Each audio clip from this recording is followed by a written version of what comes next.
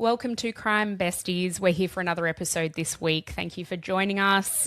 We are recording our second, well, really technically our third episode for the week. Yeah. And I don't know, I'm just not in it. I think the brain has I'm really fallen out. I know. I'm really sorry in advance. It's all good. Seriously, doing this on the school holidays as well. I'm like, it's out of routine. it's out of routine. We're doing it at different times of the day. It's just, you know, We're thrown.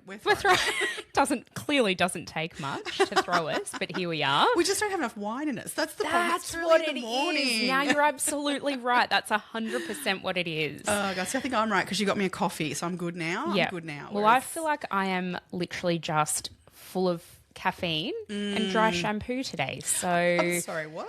well, I was going to have I had a shower this morning. I was going to wash my hair and then I was like, oh, I reckon I can get One more through day, another one more day. day. So like Yeah. I've literally emptied. I have to go today and buy more dry shampoo because I don't have any brand left. And I'm dry just like, shampoo my do you hair use? is, 'Cause I've found such a good I one. cannot find a good one. Okay, this will be great for you too because you've Yeah. got dark hair. So it's slightly Oh, tinted okay. brown Yeah. so that it never looks white Yes. in your hair. It's an Australian brand, so I love that. I love to buy Australian where I can. Yes. O&M, I used Dry- to, I used Dry to use Queen? their shampoo. yeah, Dry Queen, I think, brunette. Okay. Dry Queen. It's so good. It's the best dry shampoo I have ever used. Oh, I've never used a good one. yeah. No, Well- you know what? Same. Yeah. Now that I've used this, Okay. same. I can. O&M's amazing. I just Yeah. use their shampoo. it's so expensive. It's very that I'm expensive. I've just had to go down a notch from it. Yeah. Sometimes I change up my shampoo regularly. Like not regularly. I stick to one. I stick to 11 is my go-to. I love 11. I love 11 because it's price marked. It's okay in terms of that, but it's like it is a good shampoo. Although I have to use a ton. I have to admit, I don't use their conditioner. I use their treatment. Yeah, mask. the 7-day miracle mask. And yeah, I use that love instead of conditioner because my hair needs a same. hell of a lot of it and it soaks up all their conditioner like real quick. But O&M is my go-to of like when I'm going like I need a change just to give my hair a shock and get some good shit in there. And yeah, so I can believe that would be really good. I will give that a go. Do it. Try it. But You won't I don't know regret if it. my texture of my hair sometimes whatever doesn't like go well with dry shampoo. Well, that's the thing because I'm the same. I mean, we've got very different hair, but I Yeah. still feel like it would work for you. Yeah. So my hair's really thin and fine, but that would often mean that when I use dry shampoo, it makes it look really dank and gross. Yeah. But this, I feel like I can use it a few days in a row. And Oh, I'm like, really? Yeah. Yeah. And you know me, Okay. I used to wash my hair every single day. Yeah. I don't anymore now that I've found this dry Oh, shampoo. Oh, that's amazing. yeah, that says a lot. Yes. Well, I mean, because I can't put a brush to my hair though in between. No. So, But that's at fine. least- I don't either. I just like give it a bit of a zhuzh. I mean, Yeah. today it's, it's very, very dry shampoo. Like I probably haven't washed my hair in, it'd be going on 4 days. This would be my Wow, fourth that's day. really good which for is you. massive for me. Yeah, yeah. Yeah. Yeah. One of my girlfriends, Michelle, has the thickest hair of anyone I know. I know you've got really thick Mine's and a thinned lot of out hair. since, but yeah. But my God, Michelle, her ponytail is like Yes, that thick used to be as. mine. I used to not be able to get hair ties Yeah. to go. Like I'd only get them around twice. I couldn't get them that third Yep. one round. Michelle And is so it used exactly to the drive me same. nuts trying to find good hair ties that would work with my hair. Yeah, she's exactly yeah. the same, but she can go for like over a week without washing her hair because I it's used so to. thick and there's Yeah. and it takes her forever. For me, Yes. it's not that big of a deal because my hair's short, thin, fine. I can wash it and blow dry it within half an hour. Yeah, right. Whereas she's like, this is a process because then she blow dries it and straightens it, and God. like her hair always looks gorgeous. But I'm like, it's an effort for her. But I've never Absolutely. really, I've never had to worry about No. that. Oh God, my head like never dries either. Yeah, So, yeah, yeah. Oh Yeah. gosh. Oh, amazing. All right, I'm going to try it. Give it a go. Give it a go. Sponsor us. Yes, please. Oh my God, imagine if O&M sponsor. Oh my God, that would be amazing. I've got a list at the The moment. salon I go to now uses O&M, so that's how I found out about it. But Yes. Jesus, it's so good. Yeah. Love it. Oh, so good. How's it's been a short week, a Yes. short turnaround. We recorded our last episode on a Monday and today's Friday, so we haven't had a lot of time to, turn this around. But No. how's your short week been? Yeah, it's been good. I've been doing stuff like around the house stuff. Like I said to you, I spent like all day Wednesday in the garden and it was the perfect day for it because the weather here in Melbourne has turned to shit the last couple of days. But Wednesday was the most spectacular It was day outside. beautiful. I mean, trackies and a t-shirt was required, kind of thing. It wasn't like it was stinking hot or anything. But no, it was cool enough to be doing hot, sweaty work kind of thing and not feeling hot and sweaty. Yeah. Yeah, but my God, my body after that, Jesus Christ. All day bending over, pulling out weeds and shit, and the backs of my legs were killing me. Yeah. Yeah. It goes to show you don't do that movement very often. Exactly. Yeah. Yep. Yeah, it's different stuff to when I normally do, that is for sure. Yeah, and the other ones, like, because I was using like the clippers and things, doing like, chopping back some of the plants and things, my forearms and holding like the whippersnipper and stuff. I'm like, Jesus, my forearms were so sore. Do you want to know what? I've got a really amazing hidden talent. Oh, God. I don't know if I've mentioned this on the pod before, actually. No. So sorry if I have. I am really good at hedging a bush.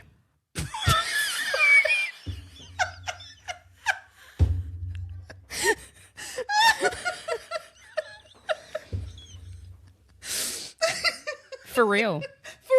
For real. I am. Oh, God. You need your bush hedged? I'll come and do it. I think I'll be right, thanks.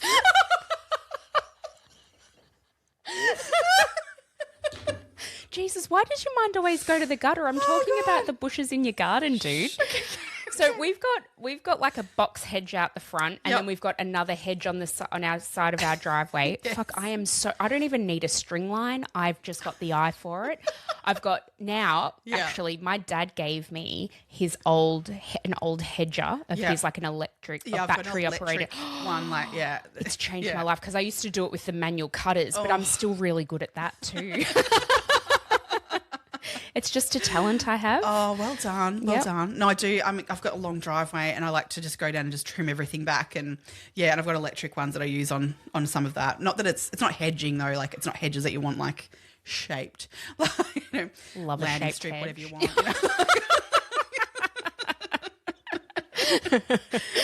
As long as you don't make it the full Brazilian, it's fine. Yeah, exactly. I mean, God, I am so not a gardener. That could happen very easily. Yeah. Knowing you. I know. Because I can't grow anything, Like, although I have to say that my indoor plant recently I messaged both you and another friend of ours and said, of this year. How long will it last? It was last? January, and I was like, I think I gave you 4 months. So we're coming up for it. It is healthy. Wow. It's doing well. Nice. I'm going to make it to 6 months, I reckon. Holy moly, that's a record for you. Cool for me. Yeah. But I do have one thing in my garden that somehow I have managed to grow stupidly in abundance of roses. Yeah. My standard rose out the front, it like grows to over my roof line. Like, I have to chop that thing back so regularly. Well, that's probably why it's so healthy. Well, this is the thing. I'm like, it's like, stop growing, and I chop it, and then the more I chop it, the more it grows. Yeah. And it's like, oh my God, stop growing. And you're obviously chopping it at the right time too, because they can be a bit fickle. Well, that's what I thought. And I thought, if anything, I'm going to kill it. And I've done the complete opposite, and I need it to stop. You're probably one of the only rose owners who says that. Oh my God, it's ridiculous. This thing gets so tall. Yeah. And because it's got these massive thorns on it too, that I go out there to chop and I'm like, I have to chop and run because like it falls and I don't want it to land on me.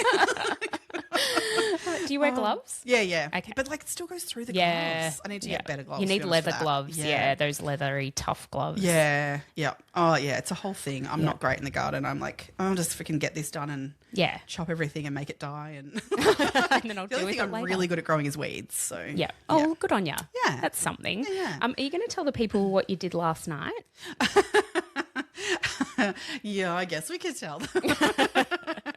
Dragged Emma to go and hold my hand because I went and got a tattoo. Yeah, because you were talking about this on the podcast, I don't know, many, many, many months ago. Oh, really? Yeah. You were like, maybe one day I would get a tattoo. I don't know. Maybe I'd get this, maybe I'd get that. Yeah. And it happened last night. Yeah. I went and got the one that I've been like thinking about for a long time. So I wanted to get something to like represent my kids. So, represent and then slash.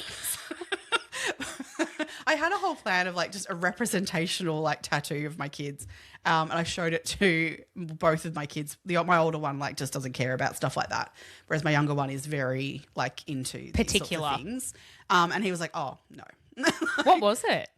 It was their birthdays, and it had like, so ever since my kids were really little, I used to say to them like, I love you to the moon and back. And we have this whole thing of like, it got to this point where, again, my nerdy older son, where we talk about, to the moon and back, like, 1,000,000 times, 1,000, 100 million times, like, and it got to a point where we were talking about, really big, huge mathematical numbers like Googleplex, but then it got to like Graham numbers, right. things like this that he learnt about so it's grown over time. And so it was this whole little thing of like back to the moon and back, right?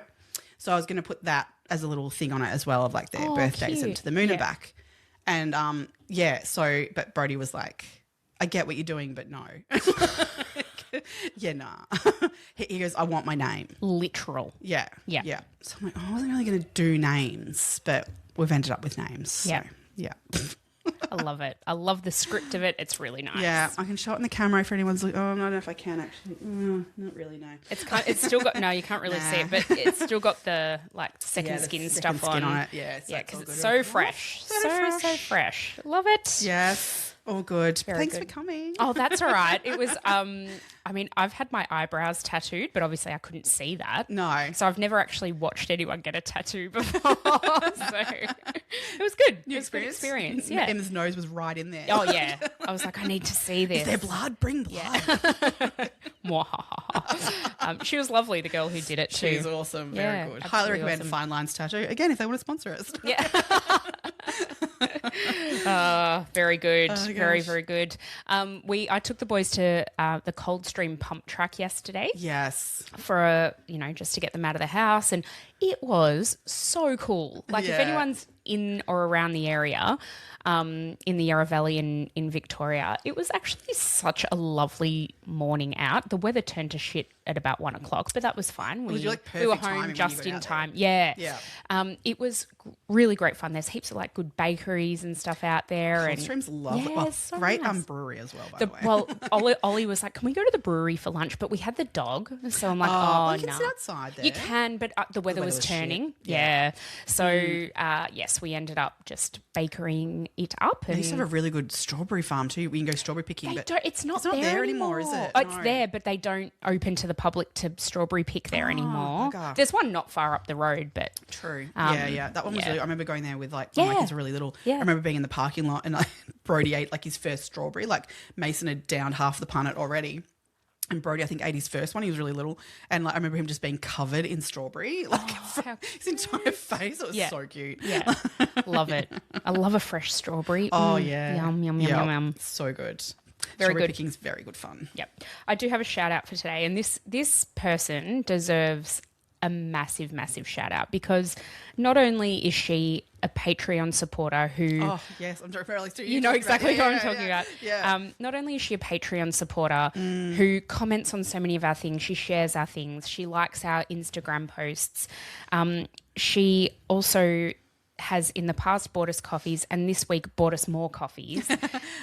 Significantly more coffees. And so a massive, massive shout out to our Patreon superstar, Emma James. Like we appreciate all of our Patreons, everyone who supports us in any gotcha. way, sharing, commenting and all of that. But I feel like, Emma does really go above and beyond. And her feedback's always so positive and lovely. She's so kind and very, very generous. So Yes. thank you, Emma. Thank you so much. No, I loved hearing, like, she wrote the message sort of saying, like, because we replayed an episode, then we were like, she goes, well, I better do that again then. Yeah. we shouted her out in that episode that we replayed. I was like, oh my God, that's so lovely of you. You don't need to do that. Lovely. No, you don't need to do that, but it is very much appreciated. Oh gosh, so good. Yep. We have so many great listeners. So many great listeners. Our supporter base is just, it's growing and it's so lovely, overwhelmingly positive and nice. So thank you, everyone. Yeah. I was going to say, like, come over and join us over on Patreon. We're going to record another episode for there soon, I think.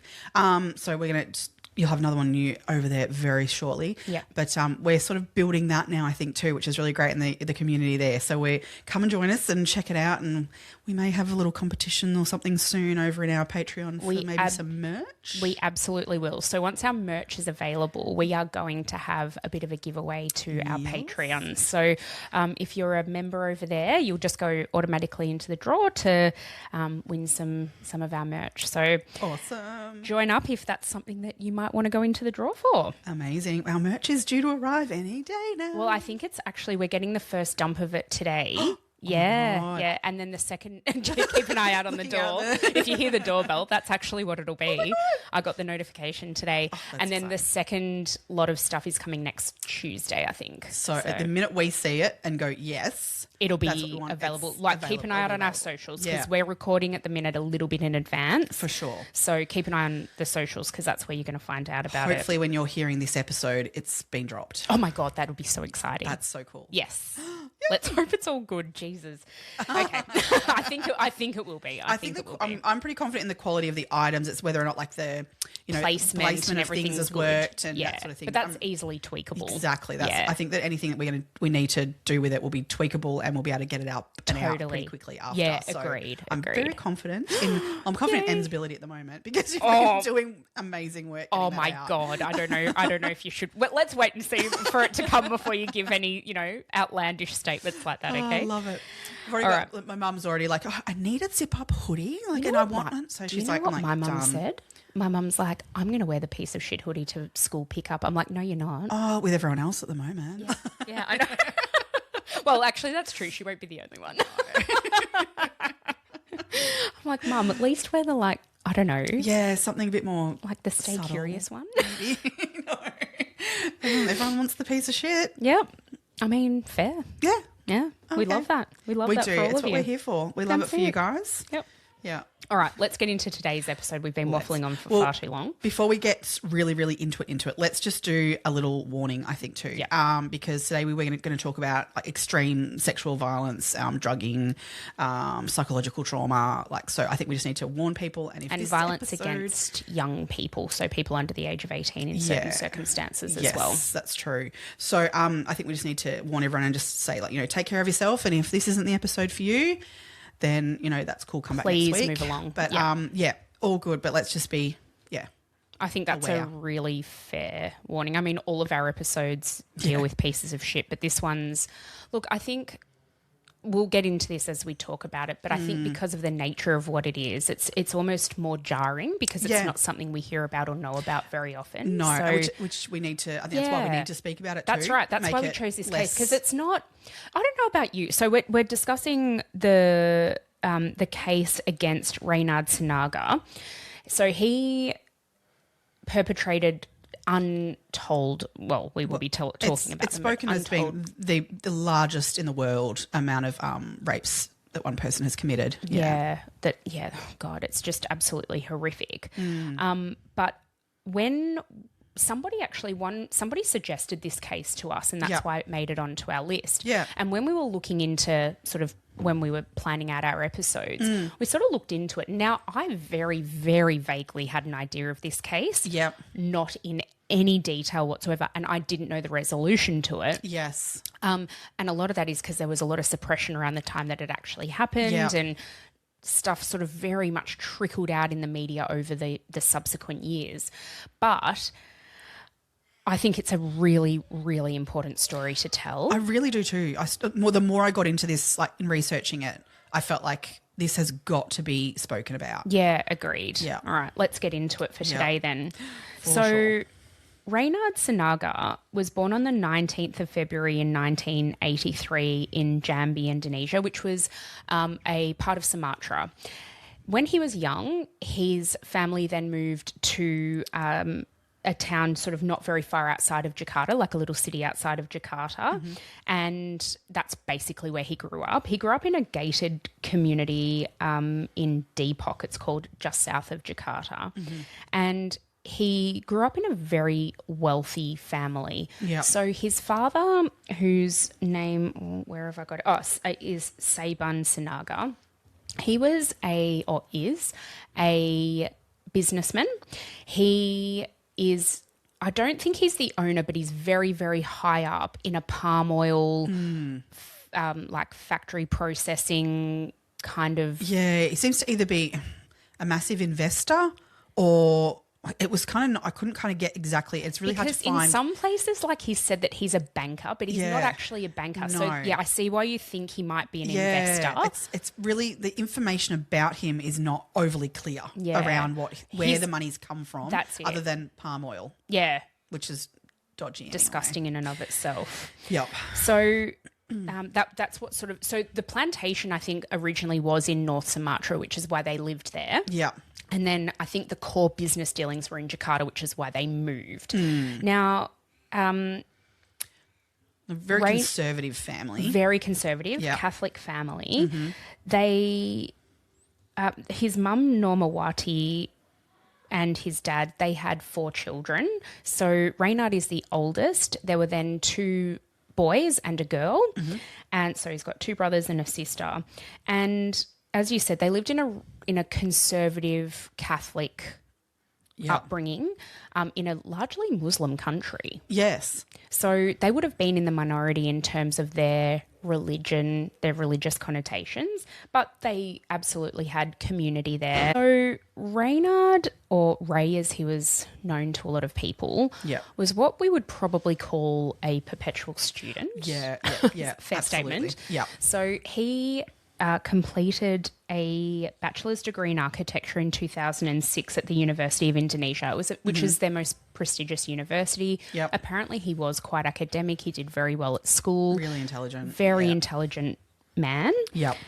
Then he decided, he actually did a very, very, very brief stint in the US after that. I think he was there for less than 3 months. He was doing some postgraduate degree, didn't like the lifestyle, didn't like the people, and decided to move back to Indonesia. Interesting. When he moved back, he didn't stay in Indonesia for very long, and he decided that maybe the culture of the UK might be more suited to what he was kind of looking for. So he applied for and was admitted to a postgraduate degree in urban planning at the University of Manchester. So he actually moved to the UK in 2007 on a student visa. Yes. He was aged 24 at the time.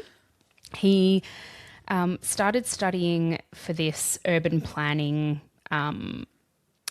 master's, basically, at that time.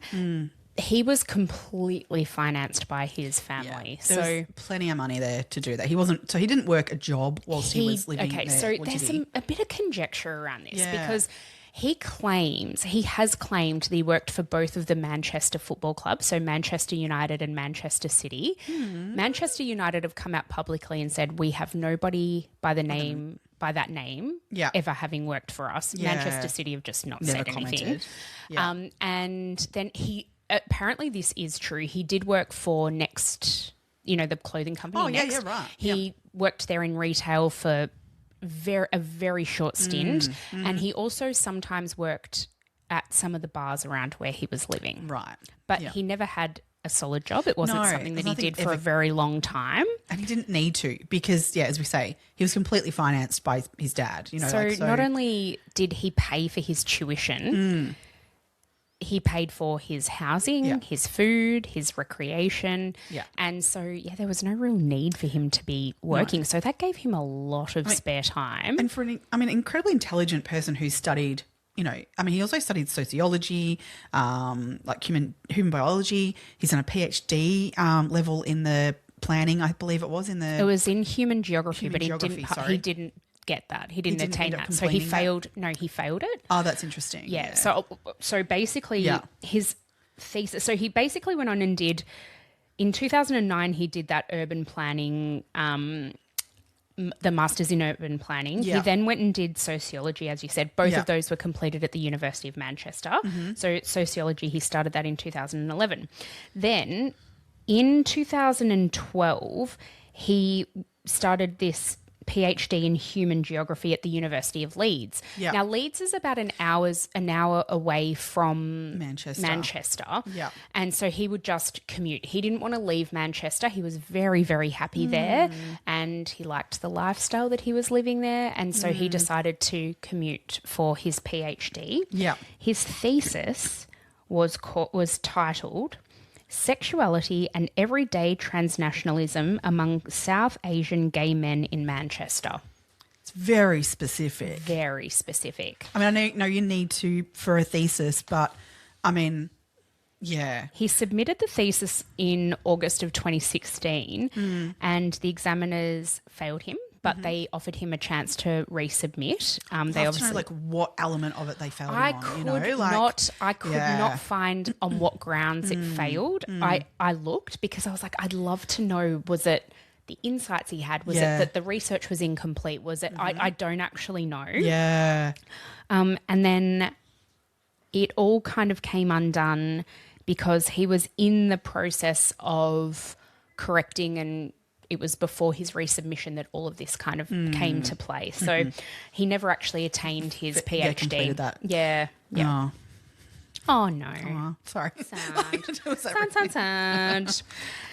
So, I mean, I guess we should say, like, living in Indonesia with that conservative family and community, obviously.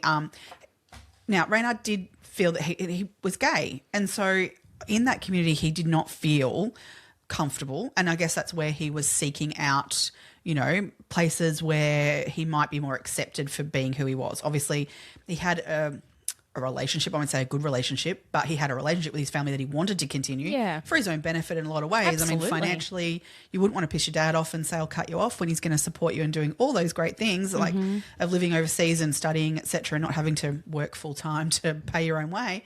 So, you know, kept that relationship with his parents and never told them his sexuality and spoke of all those sorts of things. But so because he would fly home, living in Manchester, he would fly home regularly to visit family, and he would literally, before he would leave to go home, he would cut his hair. So to the point of how he needed to appear physically to sort of fit in at home, he needed to change that about himself. So he would sort of come to Manchester and be who he was, a gay man who was openly gay in Manchester to his friends and everyone. He grew his hair sort of shoulder length and all these sorts of things that, like, I mean, I don't think anything of in terms of going, oh, that must mean that you're gay, like, or anything like that, like, God.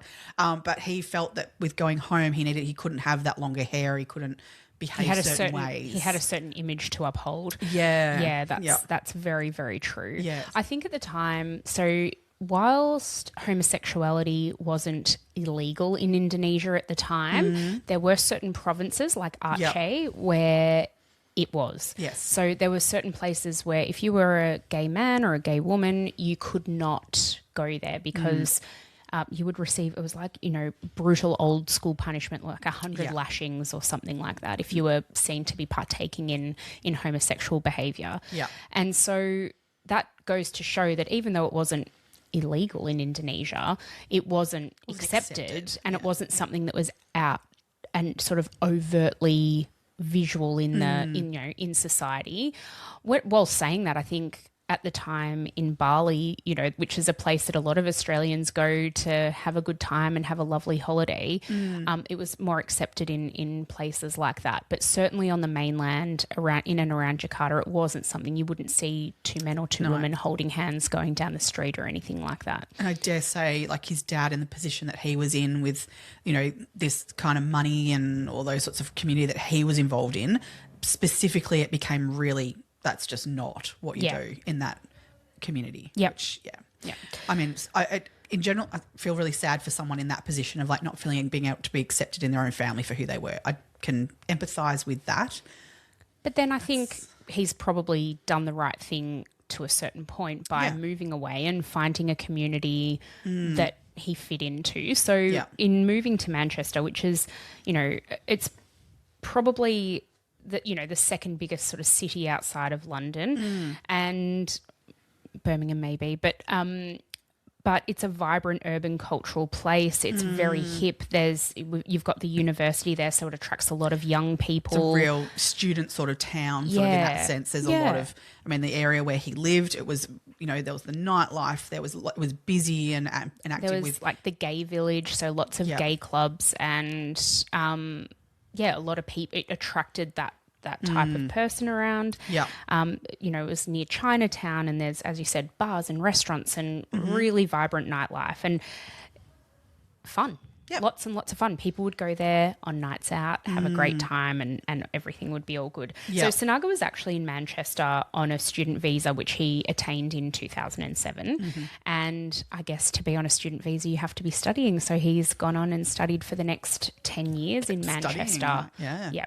So he physically was probably... Well, it was described in one of the articles I was reading that he was a bit of a wolf in sheep's clothing. So he was 5'7", or not even 5'7", like a little bit shorter than 5'7". He had a soft voice, a really kind of a smiley person, a meek and inoffensive persona. Yep. Someone described him really, funnily enough, as completely harmless. Yeah.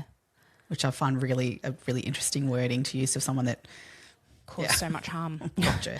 Yeah. Yeah, But his persona of what he presented to everyone was quite unusual. It's so interesting though, because throughout all of this and in doing this research, there's people who have that perception of him, right? So these were people who were probably more on the peripheral. Yeah. In terms of Yep. acquaintances he had or people he knew from university, that kind of thing. Then you've got his inner circle of friends who... They actually described him as a narcissist. Yeah. And also just constantly talk about himself. Always talking about himself. And even the way he talked about certain sexual conquests and that kind of thing. Yeah. He was explicit in his telling over, and this is in text messages. This is yeah. provable things. Yes. He wasn't the smartest of people when it came to leaving a trail, and certainly socially, absolutely not. Yeah. No, he there was one particular text message he wrote. He had like a WhatsApp group of his friends, and he would put messages in there. And what they all spoke about was that, well, you can see the messages, they've been sort of shown a little bit now. Yeah. But a lot of them were around about these conquests that he felt really proud of himself for being able to turn a straight man. That was kind of his real bow in his, Well, I think it's what he got off on, wasn't it? Well, I've got an opinion on that, but yeah, I'll come to that when we get there. But yeah, no, he'd write things in these messages about, like, oh, I should have seen the guy last night that I had sex with, and and he was straight, so suck shit to his girlfriend, and things like that. Like that, the language he would use was quite overt and everything, and really shoving in people's faces what he was up to sexually behind closed doors. Which the group were kind of like, there was straight and gay people in this group. It wasn't like they were all of one sexual orientation necessarily, I don't think. So, everyone was, I think even in that group chat was kind of going, mate, we don't really need to hear this. And also, okay. Okay. You do you. Yeah. Sort of thing. Yeah. So, yeah, he would come across one particular way to sort of everyone else. Generally. Yeah. And then there was the inner circle of like where you let, I think, a little bit of a wall down. But I think that's where you kind of get this idea of him, like where there's persona of like what he would do for mum and dad, persona of like at the university and keeping his visa and being a student. And then there was the persona of what around his like so-called close friends. And then there was another personality as well again, where he would, it's like kind of like that little teetering off to like, to the real crux of who he was in, in the bottoms of his soul. Yeah. And that was absolutely horrific. So let's start at the end. Shall we? Yeah, let's start. Okay, yep. So on the 2nd of June in 2017, do you want to start there? Yep. This was a Friday night, and a man who we only know by the name of Peter, that's not his real name, a lot of the names and even some of the stories have been suppressed in this. Yeah. And that was, I can completely understand why. A lot of these victims some of them were underage, so absolutely have to be suppressed for that. A lot of the other ones would only come forward if their names were not going to be published at all, ever. So the judge was more than happy to suppress those people's names. And ever since all of this has come to the fore and, the conclusion of it has kind of come about, really only one person has come forward to say, this is who I actually am and this is what happened to me. We have heard other anonymized stories, but there's only one person who's really put his name to his story and how it all came out. I think that's where I sort of go, like, this got to be spoken about. Not because like people have to put their names to these things. I don't mean that. But the fact is, like, it's so more taboo to talk about men being sexually abused and I don't think we should shut it behind closed doors and agree. give men the opportunity to speak about these things without feeling like they, the shame of it. I mean, look, I think women experience shame in sexual abuse and sexual assault as well. But for a man to be sexually victimized by another man is something that we don't hear about a lot. No. And it is certainly in the minority in terms of aggravated sexual assaults. Mm-hmm. It's not as common for a straight man to be assaulted by a gay man. It's just not. Yeah. So, oh, wow. All right. So 2nd of June in 2017, Peter had been out at Club Factory. Yes. Which was one of the, there were kind of two main clubs. There was Factory and Fifth. Yeah. And people would go between the two. They were the two kind of hotspots for the university students. So Peter was young and he'd been out on a night with his friends and his girlfriend, and they'd had a really, really great time. And by the end of the night, he'd kind of lost his friends. Yeah. I don't know if they'd gone home. I don't know what had really happened. It was a little bit, a bit confusing there, but just couldn't find them. Contact them. Couldn't find them anywhere. Sometimes that happens. Yeah. At the end of the night, someone's gone, whatever. Yeah. So he walks out of the club at about 2:00 in the morning, and he's kind of a little bit disoriented. He's drunk. Yeah. He's had a big night. Yeah. And this unassuming, small man comes up to him and says, "Are you okay? Can I help you? You can come back to I live 2 minutes down the road." Well, he said first of all, they spoke for quite some time. They got into a conversation about, what he was studying and at uni and all these sorts of things. There was actually real genuine banter conversation happening between them for quite a while before. But then he said, "Well, hey, do you know what? I live around just up the road here.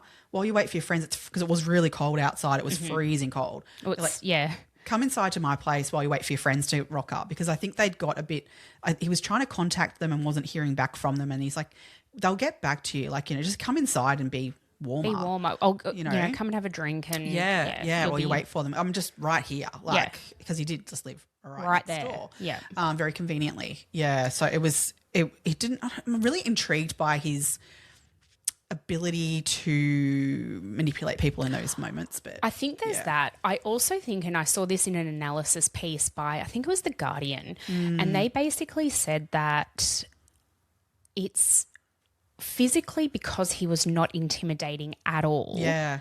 And these were strapping, I know Peter physically was much larger than him. Yes. I don't think you'd have that same sense of, you'd think, oh, well, if anything happened, I'd just, it'd be because fine. as a female, you would never do that. I just would never, never do that. No. But I can understand, then I have to try and put my, imagine yourself for a man. And kind of go, okay, would you do that? And I think obviously a lot of them do. Yeah. A lot of people did this because his MO was proven. MO. Yes. He did this so many times. So anyway, what's happened is Peter has gone back to his apartment, this lovely man's apartment, and he's had a drink. And the next thing he knows is it's 5:00 in the morning. Well, before that even, he remembers too that he was given a couple of shots, or had a couple of shots, and he was I think he said he went to the toilet. Yep. And came back and another shot was left on the table. And Sinaga, it was 2 shots. It was one a clear one and one more brown coloured one, which he didn't think anything too much of at the time. Well, he thought one was Sambuca and one was vodka. He just sort of thought they were just different alcohols, whatever. Yeah. Picked up, I think, the browner coloured one, and he drank that. Yep. And he said within seconds of drinking it, he felt really not right and started stumbling and Sinaga was like, "Oh, mate, you're okay. Just take a rest, And he does remember stumbling into the bathroom and has memories of that. Yeah. But then nothing from there. Nothing. So the next, I guess, conscious memory that he's got is he's waking up at 5:00 in the morning and his pants and his underwear are down. So he's face down on a mattress on the floor. His pants and his underwear are around his ankles, and he turns around to see Sinaga on top of him with his undies down around his ankles. Yeah. And so Peter's first reaction is to basically physically push him off and go, "What the fuck are you doing?" Yes. in that, Sinaga basically goes, "You're an intruder. You've come into my house and I don't know who you are," trying to establish some kind of like that a crime's been committed here that's not the sexual assault of Peter. And so Peter in his state basically bashes the living shit out of him. He does. He punches him. He thrashes around and everything. Sinaga also does though. He runs as Peter is about to sort of get through to the door. Yeah. Sinaga does run after him and headbutts him. And also bites him on the shoulder. Yeah. Like so deep. Like there's actual like flesh marks. Yeah. So in this, again, Peter thrashes back, punches him more and gets out through the fire escape and down onto the street. So he is completely disorientated. Like he's still druggy, like kind of what the hell is going on? I mean, God, I can only imagine how scary that could be. Oh, it would be so terrifying. So it's early hours of the morning here. We're talking 5 a.m. It's not even light. No. So he's like, where the hell do you go and get help? He did find some people and he was asking for their phone. These people were like, oh my God, what the hell? Like, because he's bloody. He's covered in blood. Yeah. Like, what the hell as both ends of that, you wouldn't know what to do. But the people eventually do hand over their phone because he is shouting at these people, like, I've just been raped. I think I've just been raped. Like, so he's got the phone. He's called the police. Oh, no, he called his mum first and she really? didn't I didn't read answer. that. He called his mum because he's like, my mum would know what to do. Oh, God, we didn't just call the police. I thought immediately that would be what you do. She didn't answer because it was 5 o'clock in the morning. She probably had her phone on silent like all our mums overnight or in the other room or something. But then, he dialed 999. Yeah, absolutely. And you can hear the phone call and it is harrowing because he's so confused. He's like, I think I was raped. I'm not sure. I don't really know what happens. And he's like, I don't even know if have I killed the guy? Like, I don't know what's going on.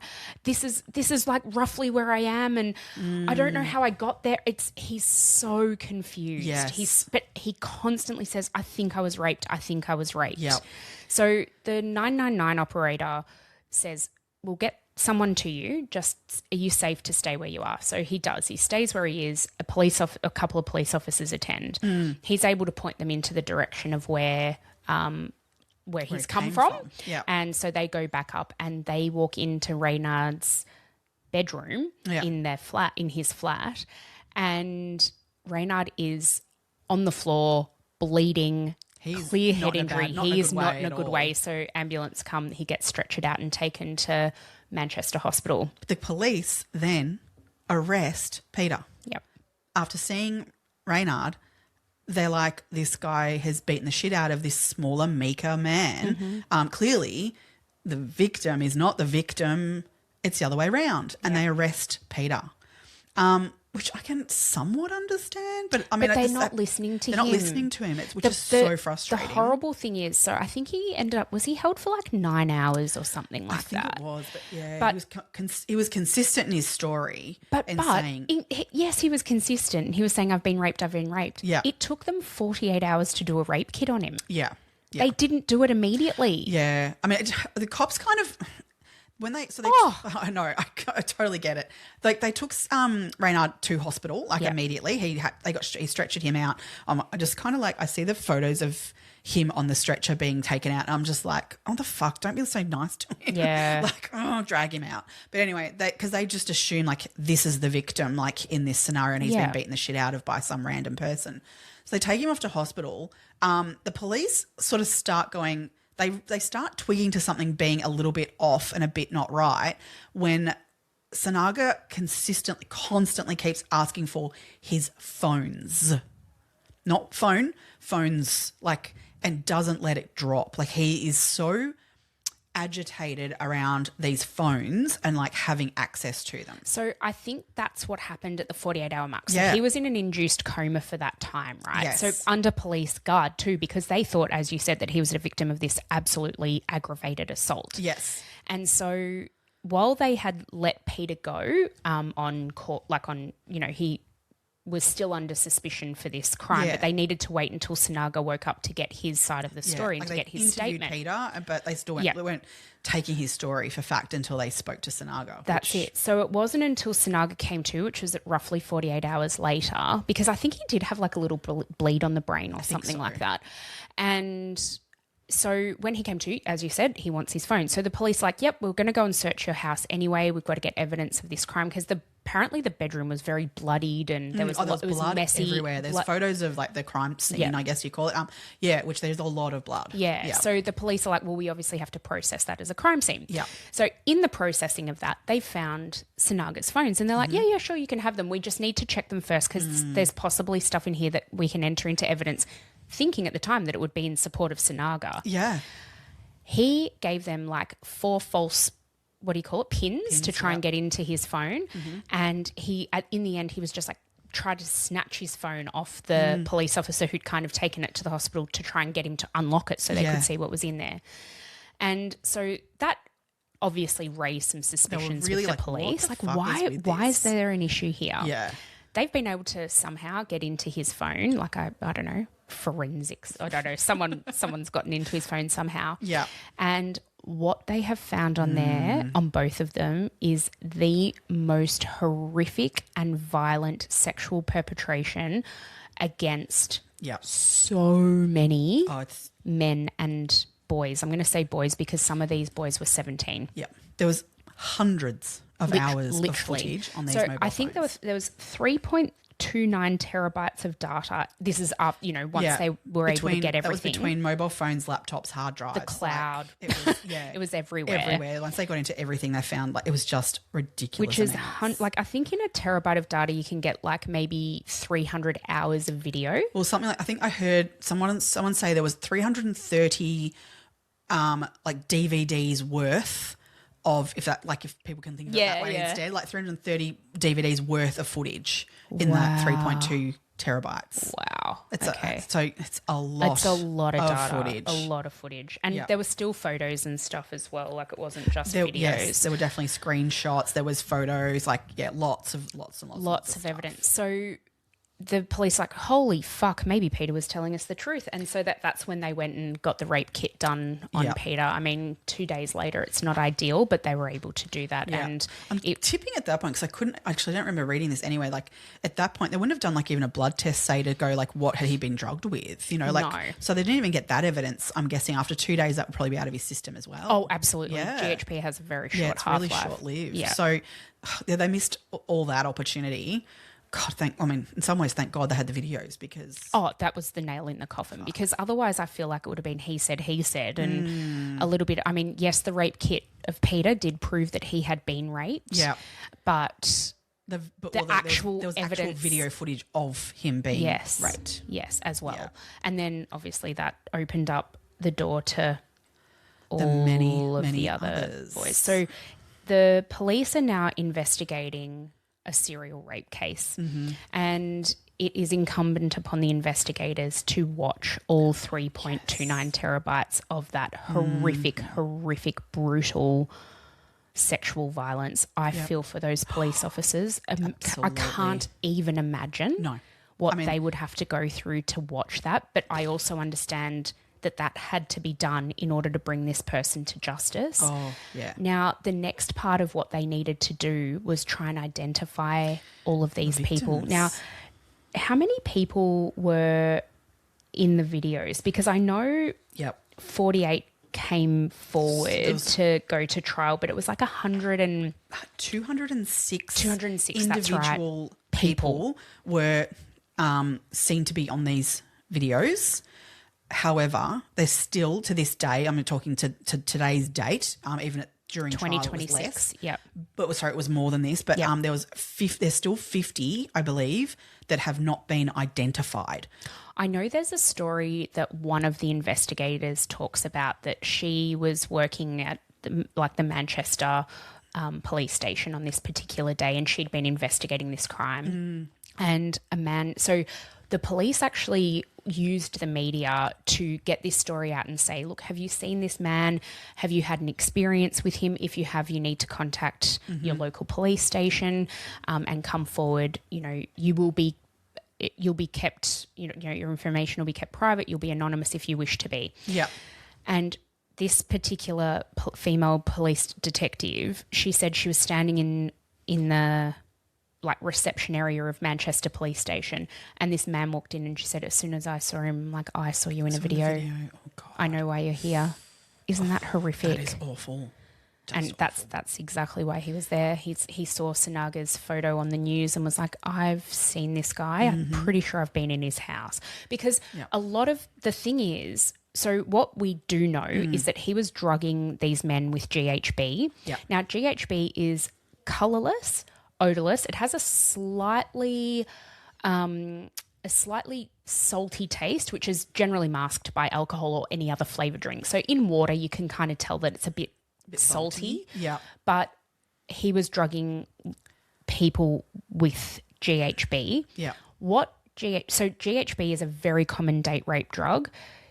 It's also taken recreationally at lower doses. Yeah, this is and so it incites euphoria in the person who's taken it if they take it at a sort of a party drug sort of dose.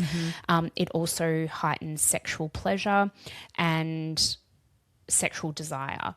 Now, Sinaga was giving his victims so much of it that it actually had they would completely black out, and then they don't remember anything that happened if it's given in the right dose. Yeah. So what he did to Peter is literally his MO. He was skilled at this, which is awful. I hate using that word to like compliment him in some way. It's no compliment. It's not a compliment. No. He was incredibly skilled at going down from his apartment, which was literally right above all these nightclubs. He was very close by. And he would go down and he wasn't going down there to go to the nightclubs. He was going down there to find a victim. He would literally scout for someone who was either lost from their friends, had lost their phone, had lost their wallet, needed to charge their phone, had lost their friends. That sort of stuff was like literally his gold.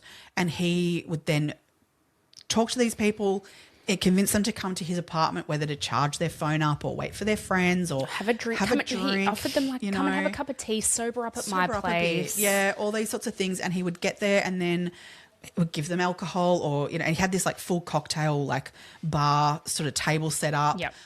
So, I mean, when you see it like it is, I can understand someone going, he's just randomly pouring a drink. You wouldn't even think that how would he be able to drug you from, there's multiple choices of ones. When I'm going to say, I'm going to take the vodka at the back there, Totally. You wouldn't think too much of it. No. So, yeah, he'd pour these drinks for them and they'd be laced with GHB. Yep.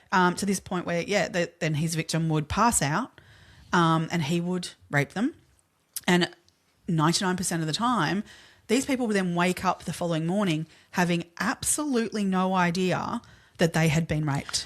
Now, he would often rape them more than once as well. So there's most of them were raped more than once. It was some of them were up to 14 hours that they were kept, and he would re-drug them over that time to continue then being able to rape them. Yeah. There was one particular guy. Oh, I know who you're going to talk about. He tweeted a photo of him with his arm around Sinaga the following day after his night out, and he literally captioned it with, let me just find the actual quote here. Oh my God. I was lucky this guy took me in.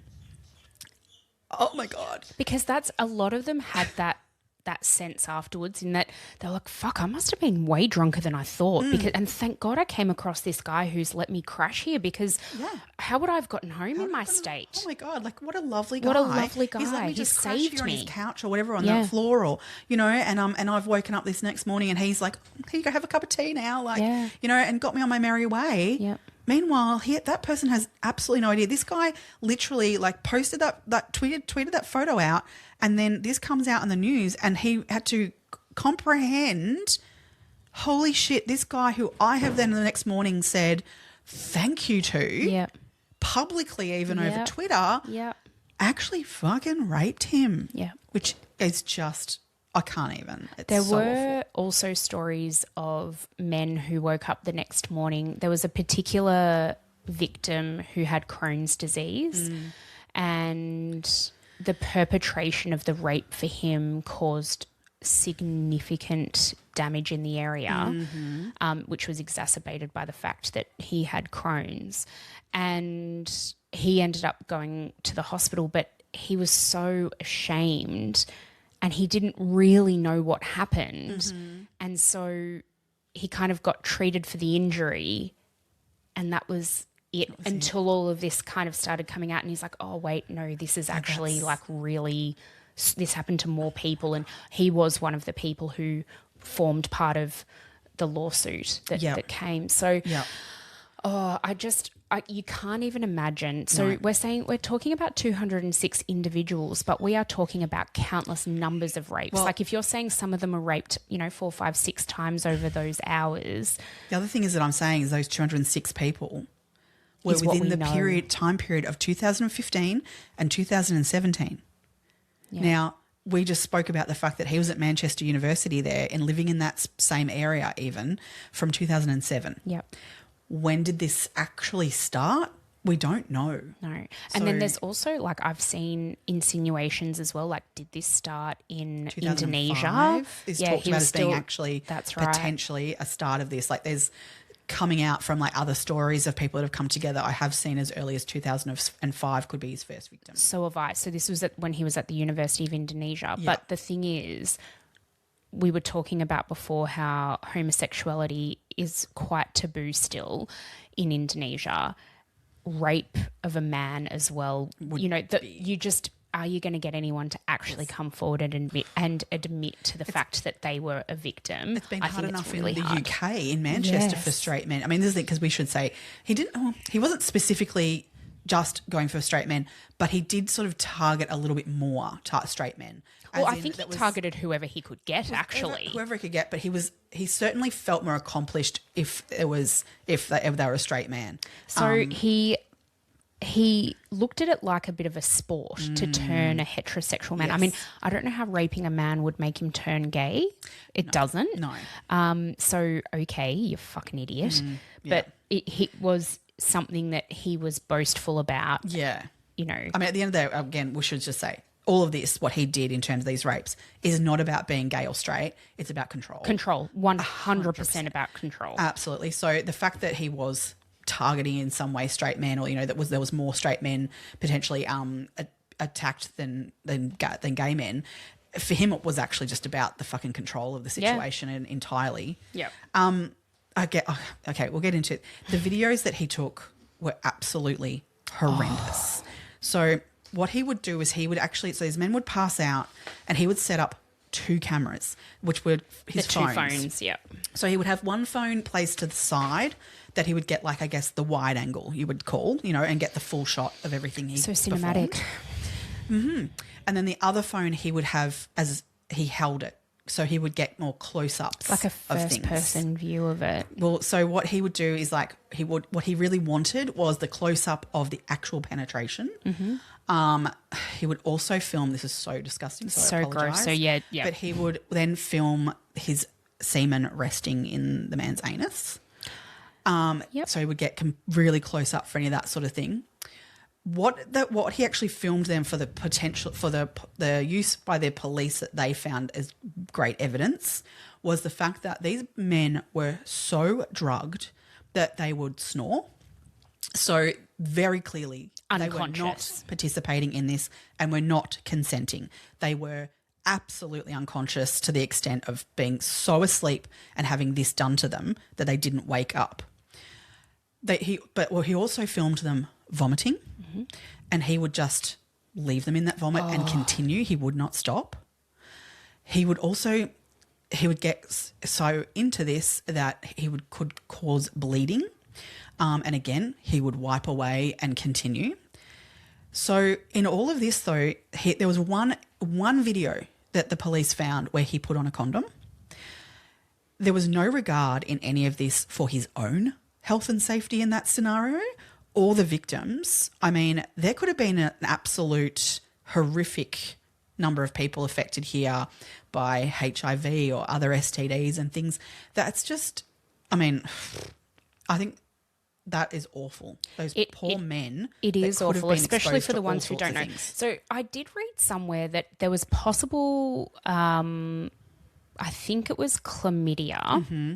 that was kind of detected in some of these victims, which is easily treated like it's just an antibiotic. So it wasn't anything catastrophic. Yep. But if you don't know you've got it, and then they're passing it on to someone else. That's what I'm saying. Which is just, I mean, Not their fault Not at all. No way. Don't want to victim blame. But how did he not contract something more sinister and more serious? It's just by absolute luck. Fluke luck in that sense. I mean, there was absolutely no regard for anyone in this. And No. I mean, God, no, he had no ability to do that in his psychopathic brain. No.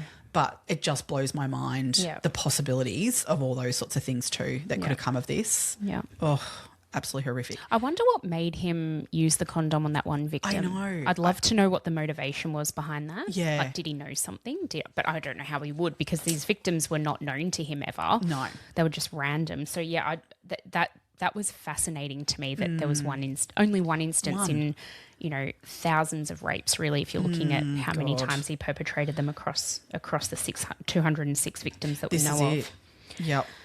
All right. So, obviously, he gets arrested. Oh, yeah.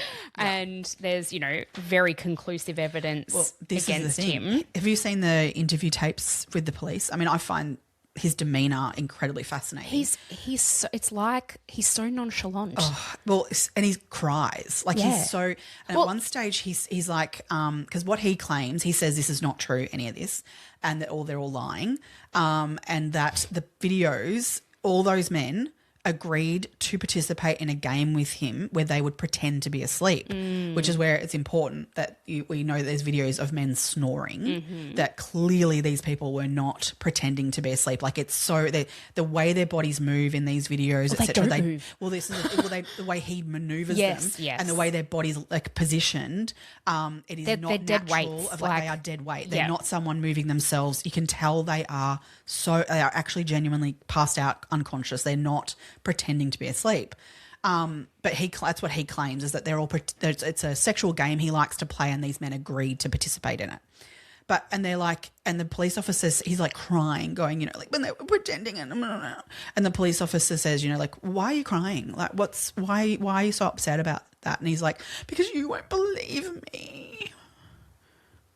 Oh, Like, it's that's actually literally his sickening. tone. Like, Yep. he's so plays this meek, mild. His voice is very quiet when he talks. That creeped me out. Same. Creeped me the fuck out, because Yeah. you're like, I know actually how violent you are, and I know the horrific things that you've done. Yeah. That really creeped me it out. couldn't. Gave me the absolute, like, ugh, ick, ugh, Yes. yuck, Oh, God, yuck, it's yuck, so yuck. gross. So he goes to trial. Mm-hmm. Now, this absolute fuckwit piece of shit of a human being subjected his victims Yes. to not one, but 4 different trials. Yes. He did not plead guilty, despite the fact that there was irrefutable evidence against him. Yes. And he made his victims go through the extra trauma. So he's re-traumatized them Yep. to go through the trials. And they believe he did that purposefully. Oh, yeah, absolutely. There is- I have no doubt. No doubt in my mind. He took pleasure Yep. in it. Yep. Like they said, he sat in that court with like a smirk on his face the entire time. He wanted his victims to have to sit through watching those videos. He wanted to see those videos again. And he And for wanted them to- others to see the videos. He actually, like, as you say, it was irrefutable, the evidence. Like, I'm sure his lawyers said to him, you plead guilty, you will get a potentially lesser one, but it's not going to be good. Like, you're done here, mate. Because the evidence of the videos was so damning. But he refused to do that. You know what I think is horrific as well? The fact that this went to 4 trials, which we'll get to in a second, meant that 4 different juries had to watch all 3 terabytes worth of videos. Yep. That's, 12 people in a jury. That's 48 people who you would never get over seeing that. You would never, ever get over it. No. That's 48 more victims in my mind. And that's lonely sack of shit actually will now get off of that bit of information for the rest of his life. Yep. Because it's again another control. That. Yep. That shits me. And like there's no getting around that, and he knows that, like, legally he's entitled to have that trial, as no matter how much a prosecution would sit there and say, judge, look at him, like, we can't do this. This is him getting, winning. There's no legal way of getting out of that. No. He has to have a fair trial. Yeah. which is so unfair to the victims. It's so unfair. It's so unfair. Oh, God. And this is like, we talk about this a lot, but the legal system isn't great for victims ever. It's really, and we've talked about it as well. We understand it needs to be a robust process because we don't want innocent people going to jail. But in situations like this, I don't know, there has to be a way that we can compel someone to plead guilty when there's evidence like this. There's got to be a judge who can just sit there and go, you know what, this is open. We're not going to trial. We're not going to trial. Yeah. No, you don't. You lose that right. Yeah. Yep. When this is how, like, it's that conclusive. It's like there's video evidence that we found in your possession. You're in the video. Like you're performing these acts. It's very clear. I just don't feel like that should be, that no one should be subjected to that as a victim. Like, never. Oh my God. The other thing in terms of evidence that we actually haven't spoken about yet is the trophies that he kept. Oh, yeah. So he kept things like people's phones, watches, ID cards, licenses from their wallets. Yeah. He also would, so he'd look in their wallets while they were unconscious, figure out what their given name and surname was. He would then friend them on social media. Yep. He would download photos of them to keep as a trophy. Screenshot things. Their like profile and their things. friends and just, absolutely horrific things. So again, that is more like there was a drawer in his bedroom that was just full of trophies. Other people's mobile phones and other trophies and ID cards. And I'm like, what the actual fuck? See, again, that's massive. Yeah, it's absolutely just horrific. It's just horrible. It's another nail in the coffin. It really is. Yeah. Like, oh God, I don't know. They're still sifting through all this information to this day. Yep.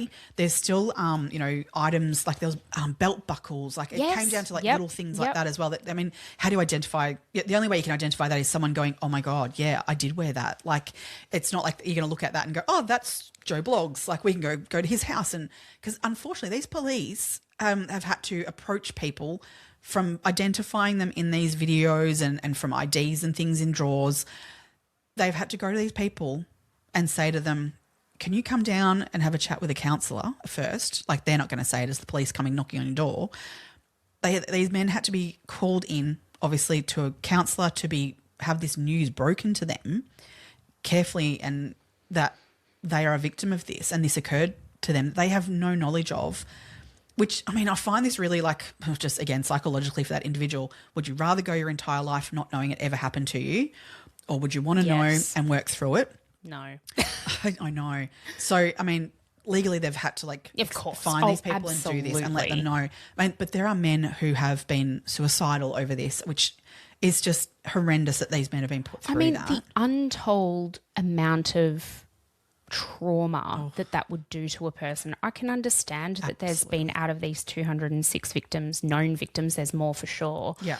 But I can understand the fact that there would be some who are suicidal, have suicidal ideation over this, or those who need, I'm sure most of them, if not all of them, will need ongoing psychological support to deal with this throughout the rest of their lives. Yes. It's such a violation. Any rape of any person ever is an absolute violation, and such a horrific and traumatic thing to happen to a person. And I feel for these victims. I feel for the ones who've come forward. I feel for the ones who haven't, because the ones who've come forward have had to undergo that trauma in terms of giving evidence at his trials and watching the videos of themselves, all of that sort of stuff. And then the ones who haven't come forward, what must they be living with?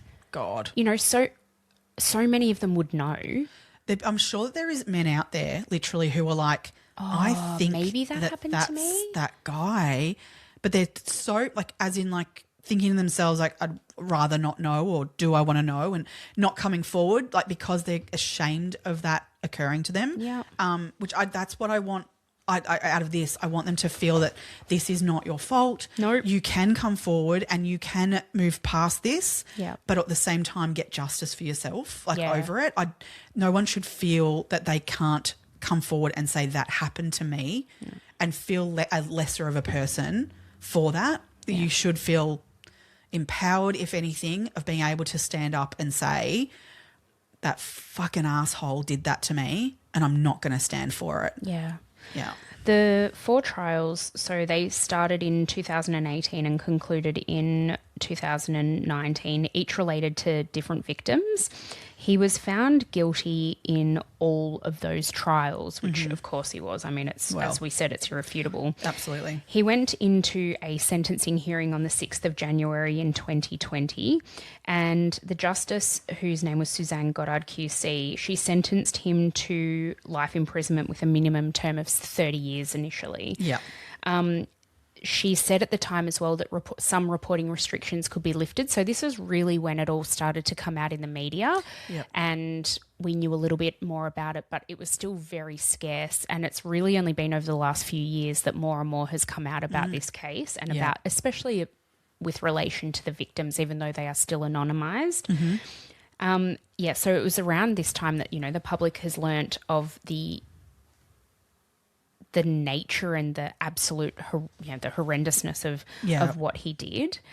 Now, in 2025, was it? They went to resentence him. Was it that late? I thought it was earlier than that. Maybe it was earlier than that. Yep. Yeah, it was within the last few years anyway. Yeah.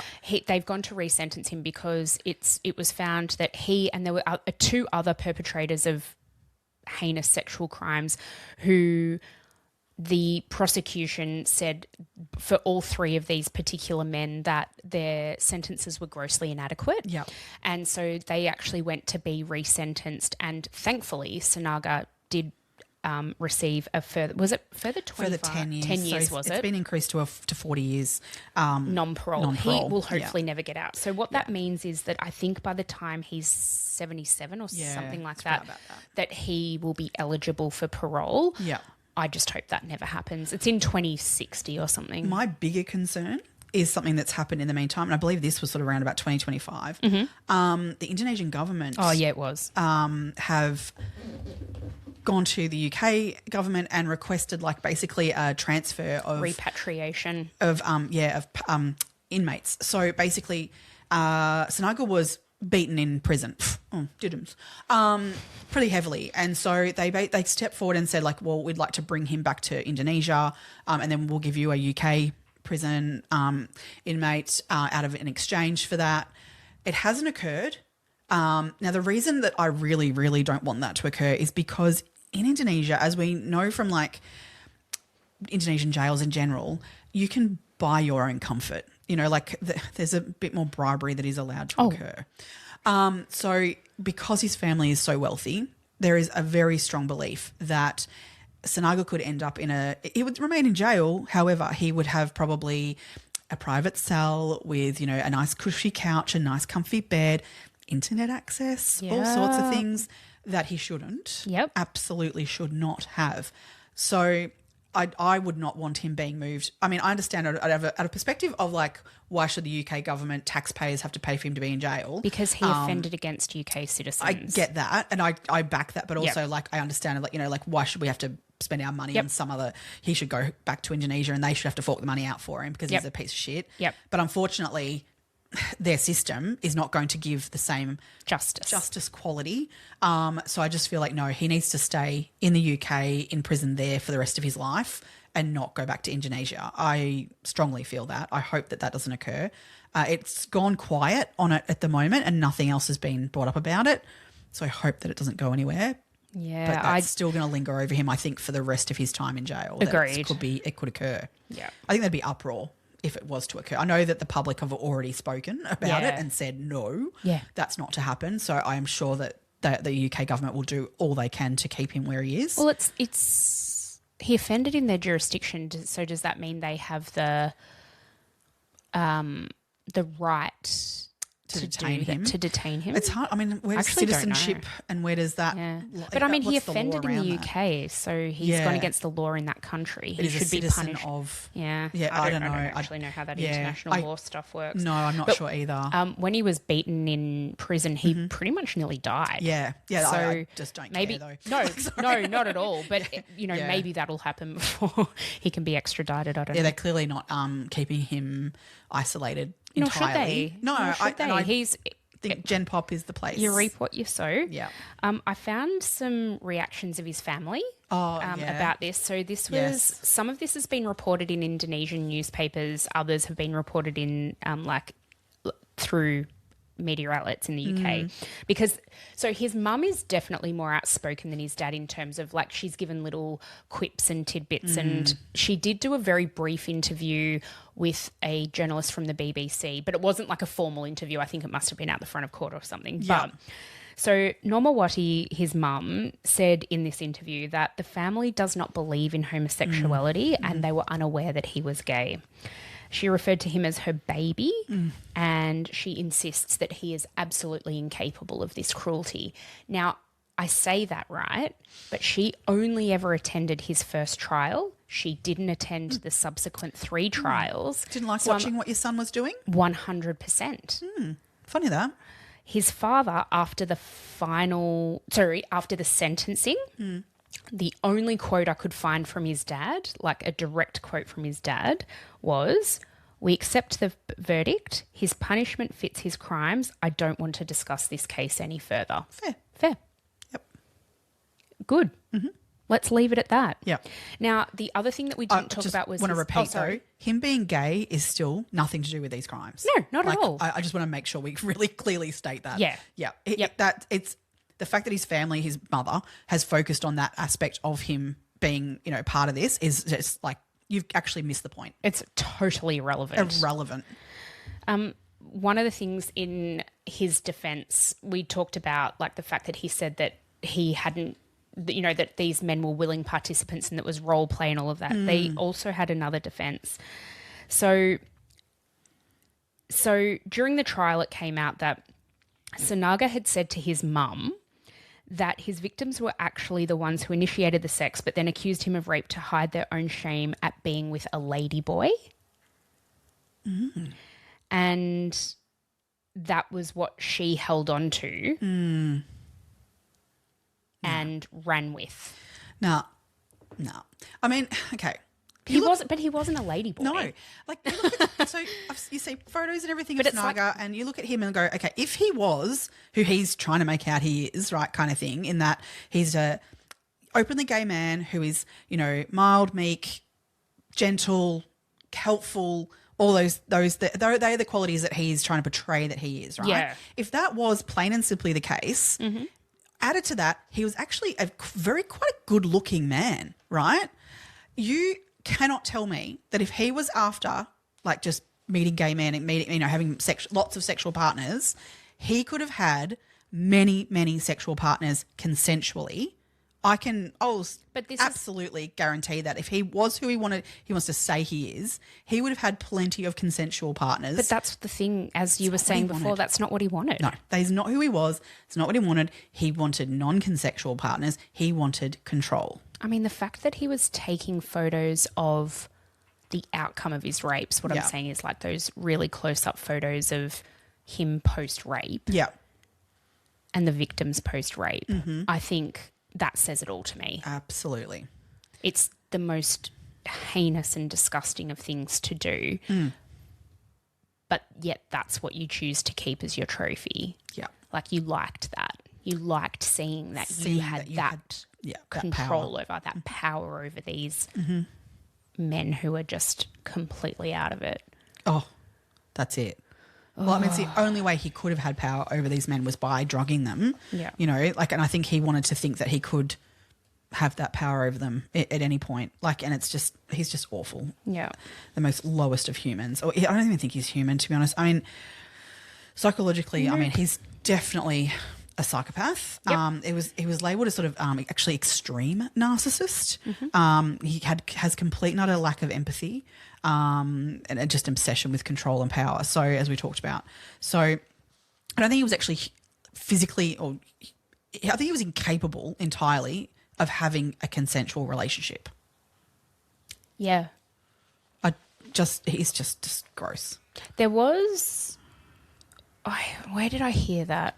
It was in a podcast I listened to. So I wasn't able to validate this, so take it with a grain of salt. But I believe he did have a relationship with a man a consensual relationship with a man in university when he was in Indonesia for a year or something, but it fizzled out. Like there was no... It wouldn't have given him what he wanted. He didn't, exactly. No. He didn't get out of it what he wanted. I'd be interested to know who that man was and how... I'd love to know... I reckon you'd find out that man, like now reflecting on it, sees that relationship as abusive in some way. Yeah. There would have been some element of abuse to that relationship. I can guarantee it. Because he's just not capable of, love or, any of those sorts of emotions. So. No, he's just dead inside. Yeah. Isn't he? Oh, Yeah, there's nothing there. Nothing there. No, there's no human in there. No. Oh, no. Oh, I really feel for the victims, as we always do. Oh, but God, yeah. This is just... I feel for those victims who don't even know they're victims still too, in that sense of like, it's just the thought of like, I'm sure there's men, in the UK who are going, oh, I don't know that I'm a victim. Could I been? Like, genuinely. To even have that kind of just... curiousness about it, vibe or not over the knowing. whole... Yeah. I live in the area. I don't remember going to his house, but then maybe I wouldn't remember. Like, that's what he's done to just thousands and thousands of people and of like... Yeah. The other thing that... Now, this is a really big stretch, but around the same time that all of this was being perpetrated in Manchester, there was a Manchester serial killer. Right. So they don't know... There's not a lot proven with this, so they don't know who this person is. They don't even know if it's one person or if it's multiple people. They stopped. They've stopped. But the thing is, a lot of bodies, when I say a lot, a few bodies were turning up in the Manchester River. Now, they were often students. Because it's a student town, I guess that's neither here nor there. Yep. In a lot of the cases, it was unable to be determined how these people died. Right. So the inference there is that could it have been like a GHB Like an overdose, because some of these bodies weren't found for weeks potentially. Right. And so by the time it came to being able to do any toxicology analysis on them, the GHB would be gone. Right. And were. I dare say, the videos that they had though, like those, I would hope that the police have cross-checked and gone, that But victim who was found dead yep. isn't in these videos. Yep. Do you know what I mean? Like, I get that. Yeah. But I also think, like, how lucky was he to have drugged hundreds of men Yep. and not killed any of them, not overdosed any of them? Well, because he's been repeatedly giving them drugs to keep them, and they're all subdued different body weights and sizes and shapes and Yep. different metabolisms.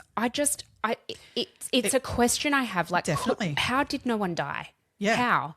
Or did they? Or did they? Yeah. There's a definite question mark about that. I'd like to know timelines of like when So it a lot of ceased. these were actually before. I haven't written it down the exact thing, but I know a lot of them were sort of before that 2015 time frame. Okay, so that 2015 and 2017, had he honed his craft? Yeah, that I don't know, but I think there still were a few victims in there. So what the police thought at the time was that there was some kind of serial killer or group of killers, Right. because these people were being found in a similar manner, dumped in this river. Yeah. And so they still to this day don't know whether there was a serial killer, whether these people had, committed suicide or drowned themselves or something had happened. Like, they don't actually know. There wasn't like an established MO. Okay. I need to deep dive this more. I Yeah. hadn't come across that as I was researching. Yeah, so I don't know. I didn't actually look into it in any like great depth. I just know sounds that like I'm there busy was tonight. there was just a bit of a suggestion that, like, how did no one die? And if someone did die, what did he do with them? But also, I see what you're saying with the fact that there's no video evidence. But then there are people who are in those videos who are yet to be identified. 100%. So that's why I only say, like, I would hope that that's what they've cross-checked cross-checked those. Yeah. Because they definitely are. I guess there's in some of the videos it's harder to see a face, and then to try and get a face and then match that with an ID of some sort. It's an incredibly challenging task for the investigators to do. Absolutely, but I would hope that they'd be like, okay, here's an image of all these people who died. That at some point the cops have gone, right, well, let's, out of the 50 we've got left, let's sit and go, is there any element that we think maybe this is the person? surely that's been done. I mean, I assume so. But yeah, I don't surely. If not, fucking hell, get on it. I'm sure they have. Yeah, but because I have really to say, interesting. like, the police work in this, aside from them not believing Peter at the start, the police work in this was really good. Absolutely. They were on top of everything. They have really thoroughly investigated it. They have done their absolute best in supporting the victims. You know, the police have really done all the right things. They did. They put all the counselling in place that needed to be like that to this day. Like they're still continuing to do that. There's so much that they have done absolutely really right. I mean, got it wrong at the, you know, at the initial point there, but they got back on track, thank God. Yeah. But yeah, that's really got me now. I want to go back and have a look at that. Interesting that it stopped. Yeah, I would have thought that it would have, because I mean, more like escalation in behaviour. You would think you'd see more of the deaths later than earlier. To me, this wouldn't be an escalation. This would have been an accidental thing, because I think for him the control was that these men were then walking around out there. He knew that he'd raped them and they didn't know. So was it just accidental overdoses and he's like, oh, fuck it, what am I going to do with this body? But I feel like the psychopath in him then would be more like, well, I got away with the murder. I'll just keep murdering them. Why have them wandering around and potentially then remembering something? Because I think he liked the fact that they were then walking around. Maybe he was going to get caught too. Yeah. True. I don't know. Because I can't get in this mind of a fucking psychopath. Yeah. Weird. Yeah. Oh, I'm so deep diving that tonight. Right. Okay. Interesting. Anyway, gosh. Thanks for joining us, everyone. This one was a really, you know, it was a big one, but as we said at the start of this episode, important story to tell. Absolutely.